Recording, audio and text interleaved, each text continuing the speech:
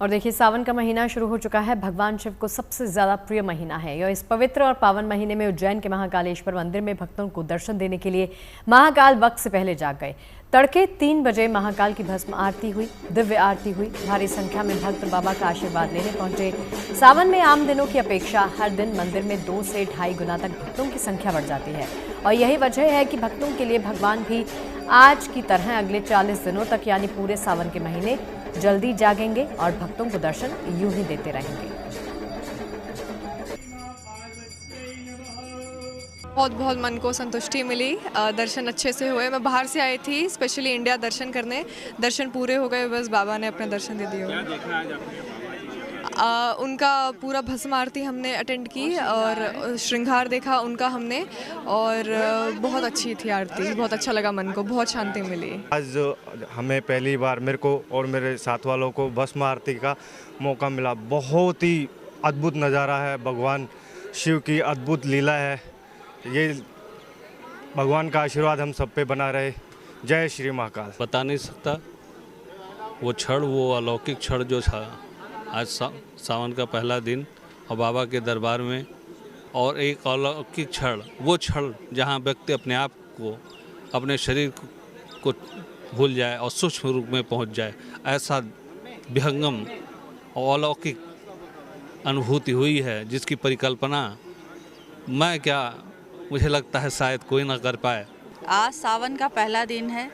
अभी हम लोग सवेरे 3 बजे से लाइन में लग गए थे भस्म आरती के लिए, और मुझे बहुत ही दिव्य दर्शन आरती के हुए। मतलब उसमें लगा कि साक्षात शिव जी वहाँ पे विराजमान हुए हैं थोड़ी देर के लिए, और हम भगवान शिव का बहुत बहुत धन्यवाद करते हैं। तो आज अंदर इतना आनंद आया, मैं तो तीसरी बार आया, बहुत मज़ा आया। अंदर से बाहर आने का मन ही नहीं कर रहा था। सावन का पहला दिन था, पहला भस्म आरती मैंने इसलिए देखा था। बहुत मज़ा आया, बहुत अच्छा लगा। परंपरा अनुसार ही भगवान महाकालेश्वर का दर्शन पूजन है। परंपरा अनुसार भस्म आरती की जो व्यवस्था है वो की गई है। ये ज़रूर है कि लौकिक व्यवस्था के हिसाब से आज 1 घंटा पूर्व भगवान के द्वार को खोला गया। भगवान की पंचामृत पूजा दिव्यता से, क्योंकि अब श्रावण मास है, इस पूरे मास में भगवान को अधिक से अधिक संख्या में, यानी उसकी जो क्वांटिटी होती है भगवान के पंचामृत की, वो थोड़ी अधिक होगी, क्योंकि भक्तों का भी रुझान होता है उसमें पूजा देने का, और पुजारियों का भी रुझान होता है कि वो उसमें अपने ओर से अधिक मात्रा में पंचामृत बढ़ाकर भगवान को चढ़ाए। आज भगवान का पंचामृत पूजा दिव्य हुआ। उसके बाद भगवान का श्रृंगार, जो विजया श्रृंगार था, उसी में चंद्र भगवान लगाए गए थे। चंद्र की छवि भगवान पर दर्शन हो रही थी। भगवान का दिव्य स्वरूप का दर्शन भक्तों ने किया। हजारों भक्तों ने बैठ के भगवान की भस्म आरती का दर्शन किया।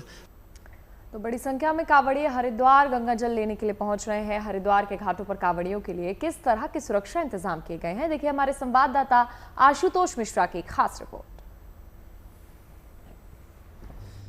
गंगा की लहरों का उफान भले ही कम हो, जो यहाँ श्रद्धालु आए हैं उनके मन में आस्था और भक्ति का उफान जरूर है, लेकिन ये देखते हुए जो कि गंगा में आए हैं जल लेने के लिए, अपने शिव को चढ़ाने के लिए, तो कहीं कोई अनहोनी ना हो। ये देखिए, ये वो घाट हैं हरिद्वार में। हर की पैड़ी के अलावा जितने भी घाट हैं, शिव घाट या दूसरे घाट हैं, हर हर महादेव बम भोले के नारे लग रहे हैं। कांवड़ भर के लोग रवाना हो रहे हैं। एक बड़ी चुनौती दरअसल ये होती है कि कई सारे लोग कई बार जो रेलिंग लगी है सुरक्षा के लिए, उसको पार कर जाते हैं। पानी का सैलाब तेज होकर किसी का पैर फिसल जाए तो बड़ी जिम्मेदारी इस समय जल पुलिस की होगी जो यहाँ पर तैनाती है। वो इसलिए है कि अगर कहीं पर कोई अनहोनी हो जाए तो उन्हें निकाला जा सके। तो ये उत्तराखंड पुलिस की जल पुलिस है जो यहाँ पर तैनात है।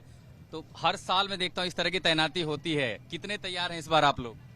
सर, हम लोगों का जो है वो 40वीं वाहिनी पीएससी का आपदा राहत दल है। यहाँ तीन टीम लगी हुई है, एक एसडीआरएफ की, एक जल पुलिस की और एक 40वीं वाहिनी पीएससी आपदा राहत दल की। आपदा राहत दल की सर 2 बोट लगी हुई है यहाँ, एक गाँव घाट के पुल पे और एक विष्णु घाट के पुल पे और एक शिव सेतु के नीचे। अच्छा, मैं देखा हर बार आमतौर पर जो रिस्क होता है वो लोग रेलिंग पार करके चले जाते हैं, तो उनको आप कैसे समझा रहे कि न जाए, प्रवाह ज्यादा है, यहाँ से घूम सकते हैं, यहाँ से आगे निकल सकते हैं, तो वो कितनी बड़ी चुनौती उनको ये समझाना कि भाई न जाए, बड़ा जोखिम हो सकता है। हम लोग सर कॉम्बिंग करते रहते हैं और कॉम्बिंग के माध्यम से ही सर सबको पीछे करते रहते हैं। कॉर्नर में हम चलते रहते हैं 24 घंटे, नाइट में भी डे में भी हमारी बोट 24 घंटे चलती है सर यहाँ पे। अभी तक तो कोई कम से कम अनहोनी नहीं है, पहला दिन है। पिछले साल कितने लोगों को रेस्क्यू किया था आपने? सर 60 समथिंग 60 लोग। 60 लोगों का रेस्क्यू हम लोगों ने करा। ये क्या अभी लाइव रेस्क्यू 60 लोगों का करा था। किस तरह की तैयारी में देख रहा हूँ, काफी गैजेट्स वगैरह हैं, तो क्या क्या चीजें लेकर के चलते हैं ऐसे में? सर हम पर लाइव बॉय है, लाइव जैकेट है, रेस्क्यू बैग है। बाकी जब अगर कोई दूर होता है तो सर लाइव बॉय के थ्रू बचाते हैं, अगर पास में होता है तो सर खुद पूछूं। ये भी तो डर होगा कि अब गंगा पहले ही उफान पर है, लहर ऊपर, अगर मौसम खराब हुआ तो पानी का स्तर बढ़ जाएगा। पानी से कोई फर्क नहीं पड़ता सर बोट को ना, बोट तो सर पानी के ऊपर ही चलती है, नीचे नहीं चलेगी।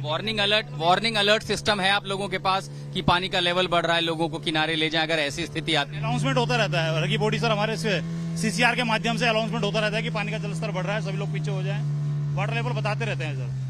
इस तरह की तैयारियां हैं वो इसीलिए हैं कि जो श्रद्धालु आ रहे हैं उनके पर्व में खलल ना हो, कोई किसी अपने को न खोए।